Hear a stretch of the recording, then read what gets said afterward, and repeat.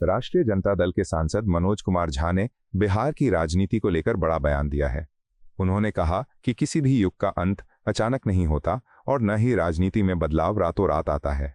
उनके मुताबिक जिसने भी इतिहास या पॉलिटिकल साइंस का अध्ययन किया है वह जानता है कि समाज और राजनीति में परिवर्तन एक सतत प्रक्रिया होती है। मनोज कुमार झा ने कहा कि कोई भी दौर कैलेंडर की तारीखों की तरह खत्म नहीं होता, जहां एक महीना खत्म होते ही दूसरा शुरू हो जाता है। राजनीति में हमेशा कंटिन्यूटी रहती है और विचारधाराओं का प्रभाव लंबे समय तक बना रहता है। उन्होंने बिहार की राजनीतिक जमीन का जिक्र करते हुए कहा कि राज्य की हर इंच जमीन प्रोग्रेसिव पॉलिटिक्स का समर्थन करती है।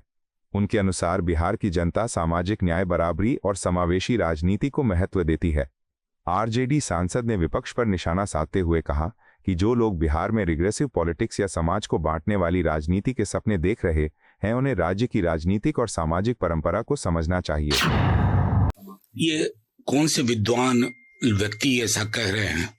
युग का अंत यूं ही नहीं होता। और सच तो यह है, जो भी इतिहास के छात्र रहे, राजनीति विज्ञान के छात्र रहे, कोई इरा रप्चर नहीं होता, किसी युग का अंत नहीं होता है। ऐसा थोड़ी ही है कि कैलेंडर है कि 30 तारीख के बाद अगला महीना आएगा ना। निरंतरता कोई चीज होती है। इसलिए तमाम लोग जो इस तरह के मंसूबे पाल रहे हैं, बिहार की धरती पे, बिहार की धरती का जर्रा जर्रा प्रगतिशील राजनीति के पक्ष में रहता है, प्रतिगामी राजनीति के पक्ष में नहीं, हलाल झटका के पक्ष में नहीं रहता। ये समझना चाहिए सब लोगों को जो मंसूबे पाल रखे। समाजवादी पार्टी के प्रवक्ता फखरुल हसन चांद ने बिहार की राजनीति और बीजेपी की गठबंधन रणनीति पर टिप्पणी की है। उन्होंने कहा कि जब बिहार में ये स्पष्ट हो जाएगा कि मुख्यमंत्री कौन बनेगा तब समाजवादी पार्टी इस मुद्दे पर विस्तार से प्रतिक्रिया देगी। फखरुल हसन चांद ने भारतीय जनता पार्टी पर आरोप लगाते हुए कहा कि देश में कई उदाहरण हैं जहां बीजेपी ने अपने सहयोगी दलों के साथ सही व्यवहार नहीं किया।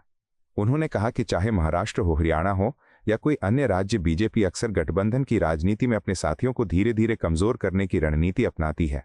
उन्होंने दावा किया कि बीजेपी जहां भी गठबंधन करती है वहां अंततः वही पार्टी मजबूत होती है और उसके सहयोगी दल कमजोर हो जाते हैं। उनके अनुसार ये बीजेपी की स्थापित राजनीतिक रणनीति बन चुकी है। समाजवादी पार्टी के प्रवक्ता ने कहा कि देश की राजनीति में स्वस्थ गठबंधन का मतलब बराबरी और सम्मान होना चाहिए। अगर किसी गठबंधन में एक पार्टी अपने सहयोगियों को खत्म करने की कोशिश करती है तो वो लोकतांत्रिक मूल्यों के खिलाफ है। देखिए, बिहार में मुख्यमंत्री किसका होगा ये जब निर्णय हो जाएगा तो समाजवादी पार्टी टिप्पणी ज़रूर करेगी, लेकिन भारतीय जनता पार्टी ने अपने सहयोगी दलों को जिस तरह से छलने का काम किया है, चाहे महाराष्ट्र की बात रही हो, हरियाणा की बात रही हो या किसी अन्य राज्य की भी बात रही हो, भारतीय जनता पार्टी जिस दल के साथ जाती है उस दल को समाप्त करने का काम करती है। और नीतीश कुमार जी की मर्जी के बिना समाजवादी पार्टी समझती कोई भी मुख्यमंत्री कभी ये नहीं चाहेगा कि अगर उसकी इच्छा है भी राज्यसभा जाने की तो राज्यसभा जाएगा तो अपने दल से ही चाहेगा कि मुख्यमंत्री बने। लेकिन यहाँ अजब परिस्थितियाँ हैं कि भाजपा का मुख्यमंत्री बनेगा, तो कहीं ना कहीं कोई दबाव की राजनीति है, क्योंकि भारतीय जनता पार्टी हमेशा दबाव की राजनीति करती है, दलों को तोड़ने का काम करती है। झारखंड में बीजेपी के प्रवक्ता प्रतुल शाहदेव ने पश्चिम बंगाल की मुख्यमंत्री ममता बनर्जी पर निशाना साधते हुए कहा कि उनकी राजनीतिक रणनीति हमेशा हर परिस्थिति में क्रेडिट लेने की रही है। प्रतुल शाहदेव ने कहा कि जब तक सीवी आनंद बोस पश्चिम बंगाल के गवर्नर थे तब तक ममता बनर्जी लगातार उनकी आलोचना करती थी। उन्होंने आरोप लगाया कि मुख्यमंत्री लगभग हर दिन गवर्नर को केंद्र सरकार का एजेंट बताती थीं और उन पर कई तरह के आरोप लगाती थीं। बीजेपी प्रवक्ता ने कहा कि लेकिन अब जब गवर्नर ने इस्तीफा दे दिया है तो वही मुख्यमंत्री उनके लिए सहानुभूति दिखा रही हैं और दुख प्रकट कर रही हैं। प्रतुल शाहदेव ने इसे राजनीतिक दोहरा व्यवहार बताया। उन्होंने कहा कि आखिरकार गवर्नर की नियुक्ति और इस्तीफे का फैसला केंद्र सरकार के अधिकार क्षेत्र में आता है। उन्होंने ये भी कहा कि किन परिस्थितियों में गवर्नर ने इस्तीफा दिया या उनका व्यक्तिगत फैसला है और उस पर अनावश्यक राजनीति नहीं होनी चाहिए। प्रतुल शाहदेव ने कहा कि राज्य की राजनीति में लगातार टकराव पैदा करने की बजाय सहयोग और संवैधानिक मर्यादाओं का सम्मान जरूरी है। ममता बनर्जी जी का ये स्ट्रैटेजी रहता है ना कि चित भी मेरी पट भी मेरी। जितने दिन तक वो राज्यपाल थे, 3 वर्षों से ज़्यादा, हर दिन सुबह की शुरुआत उनको कोस कर शुरू करती थी और कहती थी वो केंद्र के एजेंट है, तमाम चीज़ें हैं। और आज उनके जाने पर वो घड़ियाली आंसू बहा रही है। देखिए, ये तो केंद्र का निर्णय होता है, राज्यपाल ने किन परिस्थितियों में इस्तीफा दिया ये तो उनका व्यक्तिगत निर्णय था, लेकिन ये चीज़ें होती रहती है। ममता बनर्जी ने कहा कि हमें कंसल्ट नहीं किया गया। साहब, यहाँ कहाँ से परंपरा रही है कि कंसल्ट करने की? ये तो कांग्रेस के समय से ही कंसल्टेशन प्रोसेस बंद हो गया था कि कोई राज्यपाल जो नियुक्त होता था केंद्र, कभी मुख्यमंत्री से कंसल्ट नहीं करता था, खबर दे दी जाती थी। तो ममता बनर्जी अब अपने हार को देख लिए हैं चुनाव में और रोज नया नया शिगुफा छोड़ी हैं ताकि वो जनता के बीच में जाकर रो सके चुनाव के बाद कि साहब मुझे तो हरा दिया गया। कांग्रेस नेता उदित राज ने पश्चिम बंगाल के गवर्नर सीवी आनंद बोस के इस्तीफे को लेकर केंद्र सरकार पर सवाल उठाए हैं। उन्होंने कहा कि देश में लोकतंत्र कमजोर होता नजर आ रहा है और कई फैसले ऐसे लिए जा रहे हैं जो लोकतांत्रिक परंपराओं पर सवाल खड़े करते हैं। उदित राज ने कहा कि हाल के समय में जिस तरह से एक मुख्यमंत्री को राज्यसभा जाने के लिए मजबूर किया गया वह लोकतांत्रिक व्यवस्था के लिए चिंता का विषय है। उन्होंने कहा कि जिस व्यक्ति ने अपने राजनीतिक जीवन में कई नेताओं को राज्यसभा भेजा उसी को खुद मजबूरी में राज्यसभा भेजा गया। कांग्रेस नेता ने कहा कि इस तरह की राजनीतिक परिस्थितियां यह संकेत देती हैं कि लोकतांत्रिक संस्थाओं पर दबाव बढ़ रहा है। उन्होंने आरोप लगाया कि राजनीतिक फैसलों में पारदर्शिता और परंपराओं का सम्मान कम होता जा रहा है।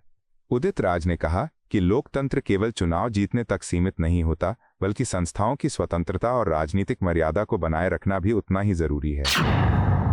अब डेमोक्रेसी तो रही नहीं। जिस तरह से चीफ मिनिस्टर को मजबूर किया गया कि राज्यसभा जाओ, जो आदमी राज्यसभा भेजता रहा हो इतने लोगों को, उसको जबरन भेजा गया। वो तो उनके जो जीजा है उनकी बात को अभी सुन रहा था। वो बहुत बड़ी बात, दबाव था। और ये गवर्नर वगैरह क्या औकात रखते हैं जब मोस्ट पॉपुलर चीफ मिनिस्टर और अपने बूते पर सरकार बनाता था और बीजेपी उसके कंधे पर पली और बढ़ी है, उसको उखाड़ के फेंक दिया। और सुने कि यहाँ से केंद्र से धमकी दी गई कि कब छोड़ रहे हो, तो अचानक छोड़ा है। ये कोई कहता हो कि तो विधानसभा के चुनाव में बात हो गई थी, वो सब गलत है। ये तो अचानक फरमान जारी हुआ कि छोड़ना पड़ेगा। पूर्णिया के सांसद पप्पू यादव ने पश्चिम बंगाल के गवर्नर के इस्तीफे के मुद्दे पर प्रतिक्रिया देते हुए कहा कि ममता बनर्जी की बात काफी हद तक सही है। उन्होंने कहा कि लोकतंत्र में केंद्र सरकार को गवर्नर नियुक्त करने का अधिकार जरूर है, लेकिन इस प्रक्रिया में फेडरलिज्म की भावना का सम्मान होना चाहिए। पप्पू यादव ने कहा कि भारत एक संघीय व्यवस्था वाला देश है जहां केंद्र और राज्य दोनों की अपनी अपनी संवैधानिक भूमिकाएं हैं। इसलिए गवर्नर जैसे महत्वपूर्ण पद की नियुक्ति करते समय कम से कम राज्य के मुख्यमंत्री से सलाह लेना एक स्वस्थ परंपरा होनी चाहिए। उन्होंने कहा कि अगर राज्य सरकार की राय को पूरी तरह नजरअंदाज किया जाता है तो इससे केंद्र और राज्य के बीच टकराव की स्थिति पैदा हो सकती है। पप्पू यादव का कहना है कि लोकतंत्र केवल अधिकारों का इस्तेमाल करने का नाम नहीं है, बल्कि संवैधानिक संतुलन और पारस्परिक सम्मान बनाए रखने का भी नाम है। देखिए, ये तो अधिकार केंद्र का है, लेकिन खीरा ककड़ी के तरह डेली जैसे सुबह शाम कपड़े बदले जाते हैं वैसे राज्यपाल बदल रहा है। ये तो वही बताएंगे, रिश्ते बदलने में भी बीजेपी माहिर है और सत्ता के लिए कुछ भी बदल देंगे। ममता जी ने सही कहा कि राज्यपाल के मामले में जो डेमोक्रेसी कहती है आप बनाइए किसी को, लेकिन एक फेडरलिज्म जो है उसको तो मानिएगा ना, मुख्यमंत्री जी से भी सहमति लीजिएगा ना, कोई राय तो होगी। रातें रात बदलना, इसके पीछे कोई बीजेपी में बिना राजनीति और सियासत के तो कुछ होता नहीं। इनकी अंक गणित ही है सियासत और राजनीति। इनका कोई डेमोक्रेसी और मूल्य और आदर्श और नैतिक मूल्य के लिए कोई काम तो बीजेपी करती नहीं है, सिर्फ सियासत के लिए करती है। शिवसेना यूबीटी की सांसद प्रियंका चतुर्वेदी ने बिहार के मुख्यमंत्री नीतीश कुमार के राज्यसभा जाने के मुद्दे पर भारतीय जनता पार्टी पर तीखा हमला किया है। उन्होंने कहा कि अब ये काफी स्पष्ट हो गया है कि बीजेपी ने ऐसी राजनीति में महारत हासिल कर ली है जिसमें वोट किसी भी पार्टी को मिले लेकिन आखिर में सरकार उसी की बनती है। प्रियंका चतुर्वेदी ने महाराष्ट्र का उदाहरण देते हुए कहा कि जब बीजेपी चुनाव के बाद सरकार बनाने में सफल नहीं हुई तो उसने राजनीतिक दलों को तोड़ने की रणनीति अपनाई। उनके अनुसार इस प्रक्रिया में संवैधानिक प्रावधानों का गलत इस्तेमाल किया गया और लोकतांत्रिक सिद्धांतों को कमजोर किया गया। उन्होंने कहा कि इस तरह की राजनीति से लोकतंत्र की बुनियादी भावना प्रभावित होती है। उनका आरोप है कि सत्ता हासिल करने के लिए राजनीतिक दलों को तोड़ना और गठबंधन की राजनीति को कमजोर करना लोकतांत्रिक व्यवस्था के लिए सही संकेत नहीं है। प्रियंका चतुर्वेदी ने कहा कि देश की राजनीति में लोकतांत्रिक मूल्यों और संवैधानिक संस्थाओं की मजबूती को बनाए रखना बेहद जरूरी है। तो अब बहुत स्पष्ट होता जा रहा है कि भारतीय जनता पार्टी ने एक पीएचडी हासिल कर ली है कि किस तरीके से वोट कहीं भी किसी और पार्टी को जाए पर सरकार बीजेपी ही बनाएगी। महाराष्ट्र में सरकार नहीं बना पाए तो पार्टियां तोड़ दी, संविधान का दुरुपयोग कर कर कॉन्स्टिट्यूशन को अंडरमाइन कर कर अपनी सरकार बनाई। फिर हम देख रहे हैं किस तरीके से एसआईआर के माध्यम से आप वोटर्स के अधिकार खींच रहे हो। फिर बिहार में जनता ने वोट किया, नीतीश कुमार जी के चेहरे पर इतनी एंटी इनकम्बेंसी उनने बीट की, उनको फिर से जनता ने चेहरा बनाकर भेजा। आपने रातों रात निर्णय कर लिया कि उनको वहां से हटाकर राज्यसभा भेजना है। उनसे ये कहलवा दिया एक राज्यसभा है जहां मैं नहीं गया हूं, बाकी सारे मैंने सभाओं में किया है। बिहार के एमएलसी बने, एमएलए बने हैं, लोकसभा गए हैं, राज्यसभा कभी नहीं गए हैं तो हम राज्यसभा जा रहे हैं। तो ये जो काम हो रहा है ये वोटर्स के अधिकारों का हनन करते हुए, वोटर्स ने जो चॉइस प्रकट की है अपने वोट के माध्यम से उसके खिलाफ जाते हुए भारतीय जनता पार्टी अपना काम कर रही है। ये तो अब जनता को जागरूक होना पड़ेगा कि अब ऐसा सिचुएशन आ गया है कि अगर एसआईआर के माध्यम से आपका नाम नहीं काटा जा रहा है तो दूसरे तरीकों से आपके जो चॉइस है, चॉइस का हनन किया जा रहा है। और भारतीय जनता पार्टी ने स्पष्ट निर्णय लिया है कि जहां भी जाएंगे अपनी सरकार बनाएंगे और तोड़ मरोड़ के बनाएंगे, साम दाम दंड भेद का इस्तेमाल कराएंगे। तो ये कहीं ना कहीं गलत है और डेमोक्रेसी और प्रजातंत्र और जो संविधान के मूल नियम है, कानून है, उसकी धज्जियां उड़ा रहा है। झारखंड में बिहार के मुख्यमंत्री नीतीश कुमार के राज्यसभा जाने को लेकर राजनीतिक बयानबाजी तेज हो गई है।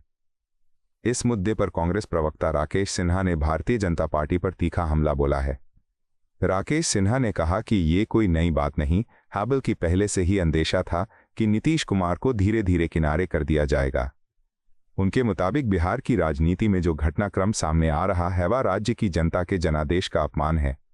कांग्रेस प्रवक्ता ने आरोप लगाया कि भारतीय जनता पार्टी की राजनीति का एक पैटर्न बन चुका है जिसमें वो अपने सहयोगी दलों और नेताओं को पहले साथ लेकर चलती है और बाद में उन्हें कमजोर कर देती है। उन्होंने कहा कि देश के कई राज्यों में ऐसी राजनीतिक रणनीति देखने को मिली है।